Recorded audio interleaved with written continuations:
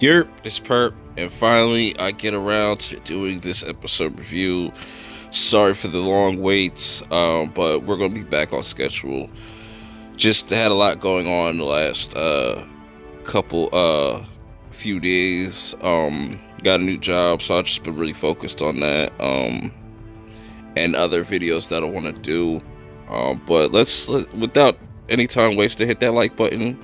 If you're new, subscribe, and let's get right into this review. So this starts off with Larry at this hotel. I wasn't really into his storyline in this episode personally, but it was still kind of cool. I'll get to it momentarily, but Jane's gone through a lot of changes, throughout these few episodes. She's a completely different person. Like her personality is kind of changing. She's still kind of like, that Jane with that attitude and whatnot, but she's really trying to find the chief. Meanwhile, Cyborg's trying to really figure out what's going on with him, why ever since his reset button was hit, things are not as they seem anymore. There's this hint of something inside of him is extraordinary. Maybe that's a hint at the mother box, maybe. I don't know. They probably won't go back to that, but I don't know. We gotta see. So Jane tries to get everybody on board to, go find the chief, but Cliff wants to go see his daughter because his best friend, whatever, just died, and he wants to be there for his daughter. And Jane's like, no, just come help us and come help me pretty much find the chief. And that's what the thing is, like, everybody's on their own shit now. Like, they're not really too worried about the chief right now. So Cliff and Rita end up at this bar where they're remembering Buck, whatever his name, Buck, right? Yeah, his old friend Buck and whatnot. And he wants to try to get to talk to his daughter. They're trying to find out some information to see what's really going on. But meanwhile, while this is going on, Cyborg's like digging into his skin, well, if you could call it that, but he's digging into his arm trying to figure out what's going on. It was really crazy. But then Jane asks him for help to find this Metallo dude. I think that's what his name is, but we'll get back to that very shortly. Cliff gets a face-to-face with his daughter, and kind of like he kind of gets shooken up by the speech that she makes about Buck, and how he was such a great father to her, like adopting her, I should say. And that kind of gets to Cliff, because he's like, damn, he's like, I wasn't there. And it was a really emotional episode for Cliff, man. Like, this is a very emotional episode for Cliff. So they get this idea to go meet Francis, and Francis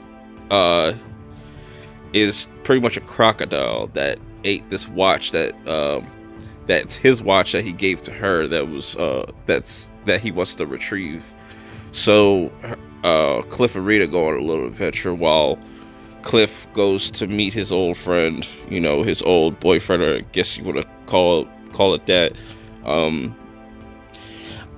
It was cool. Those scenes were pretty cool. It's pretty sad that, but it's dope that they finally get closure in their lives, and maybe Larry can now move on and kind of be the hero that he needs to be now. But anyways, we go to Jane and Cyborg, and this is why I say Jane's personality has completely changed. She wants to be more helpful now, which is like completely out of her character, but makes sense for the story in itself.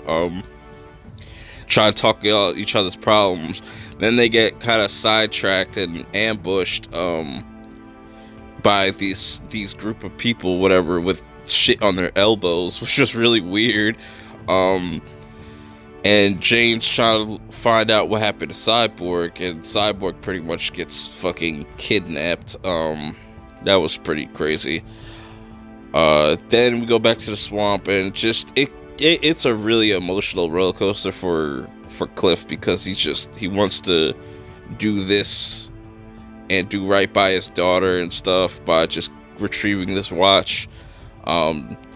So he gets in contact with this fucking alligator, Francis, and it's a big ass fucking alligator, bro. But he ends up retrieving the watch, returning it to the bar where his daughter works at, leaves it there for her to find.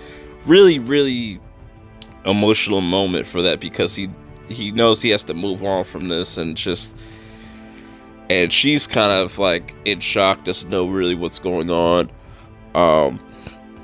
But the episode pretty much ends with Cyborg tied to his chair, getting interrogated kind of by this mystery guy. I'm drawing a blank on his name, but this was a pretty solid episode. I'm gonna have to check y'all out in the next episode review. Let me know what you guys think about this episode in the comments below, and I'm out. If everything I did failed, which it doesn't, it actually succeeds. But if everything I did failed, just the fact that I'm willing to fail is an inspiration. People are so scared to lose that they don't even try. Like, one thing that people can't say is they can't say, I'm not trying. I'm not trying my hardest. I'm not trying to do it the best way that I know how.